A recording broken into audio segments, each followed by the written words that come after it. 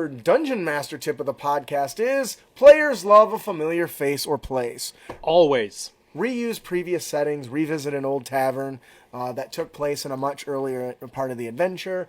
This creates a significant sense of nostalgia.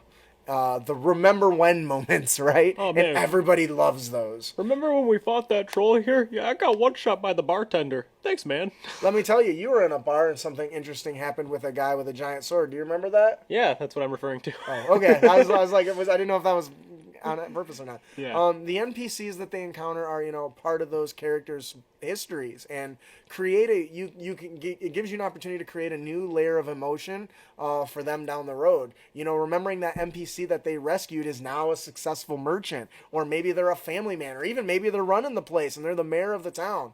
Or the farmer you beat up decided to work out and to beat you up back. Oh shit! He busts through the tavern doors. Hey, Zorax, I got a bone to pick with you. Of course, Zorax gone up 5 levels. He's like, He's like, I worked out. He's like, yeah, you're Jack. so have I. You should see this new ring I got. Got it in the 9 Hells. I want to see what it does. Guy's like, the fuck 9 hells? That shit don't exist. Oh, buddy, you wish. It is worth noting that you want to be careful not to overuse this, because you don't want to because if you do, the world can end up seeming small, and you definitely don't want that. But it does help reinforce continuity, though. Yes, so. and that is part of it. Like a seasoning on your steak, you want just the right amount, not too little, not too much, right? Oh, yeah. Casey, what do you think about this DM tip? No, that's kind of what I was referring to earlier. Those remember when moments is what you're looking for.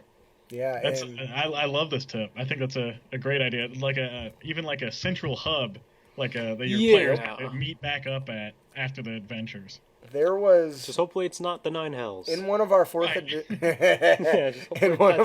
edition campaigns, I had a traveling merchant, and honestly, I blatantly stole it right from Final Fantasy X. His name was Owaka. Avatar: The Last Airbender. No, his name's Owaka. Right? was gonna That's be a literally what it Catholic was in salesman. Final Fantasy X, because I wasn't very creative then.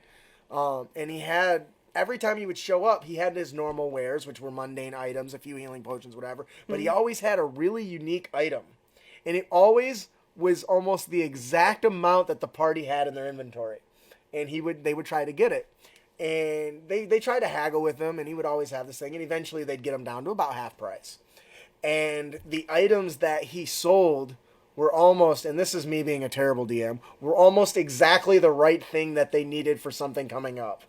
Like, That's not being a terrible DM.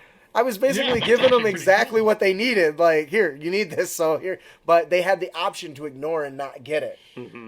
For instance, think of it as like, I stole it from Zelda, but they were going into this volcano to fight. So he was selling flame-resistant red tunics that I literally stole right from Zelda, Ocarina of Time. Whatever. They didn't need it, but when they win, they didn't have to make saves against the heat like they would have if they would have went in. Now, one person chose not to buy one, but he was a tiefling, had no fucks to give about temperature. So He's like, fire's like nothing. but I reutilized him, so eventually they caught on that, yeah, his shit was expensive, but it always ended up being something that it was going to make their life easier. So he became this reoccurring guy, and to them, that was kind of my pull on this. I don't know, have you guys ever done anything like this, you, Casey? You always gave me the bourbon toe ale. I always remember it for the rest of my life. That's in every campaign. Yeah. Oh, yeah. Happens once. Usually, there ever I'll do since. something kind of similar with drops. So like, if there's like an important item that like I know they'll need coming up, maybe I'll put it in like a small like treasure hoard or something. I like that. Maybe it seems mundane at the time, but they had the chance to get it.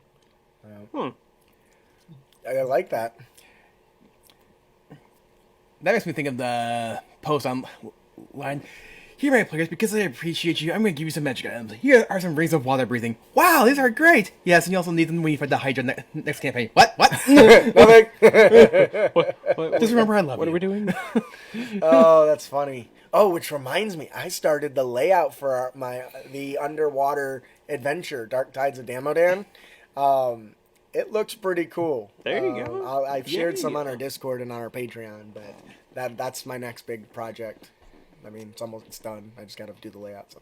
Anyways, this is really important. You want to do those reoccurring, whether it's a merchant, whether it's a noble, whether it's somebody that the characters can be like, oh, I know who that is, and make sure the characters evolve, right? Like, they do have lives outside of just yes, the characters. Don't let them. Yeah. And that's why I mentioned the person you rescued earlier becoming somebody else or something else, because you want the world to feel alive, and by making NPCs progress, that needs to be its own DM tip. Yeah. By making them progress, it makes the world feel like it's moving on with or without the characters. So, Yeah. do we got anything else we want to touch on with this? No. Nope, I think we're good. All right. That'll do it for our Dungeon Master tip. Players love a familiar face or a place. Hey, thank you so much for all your support and watching our video. We hope you enjoyed it. We are the hosts of the Crit Academy, a Dungeons & Dragons discussion podcast. Be sure to hit that subscribe button. And be sure to ring that bell. Get our latest content as we toss it out there, and it's good stuff. Everyone loves fat loots and great D&D inspiration. Keep your blade sharp and spells prepared, heroes.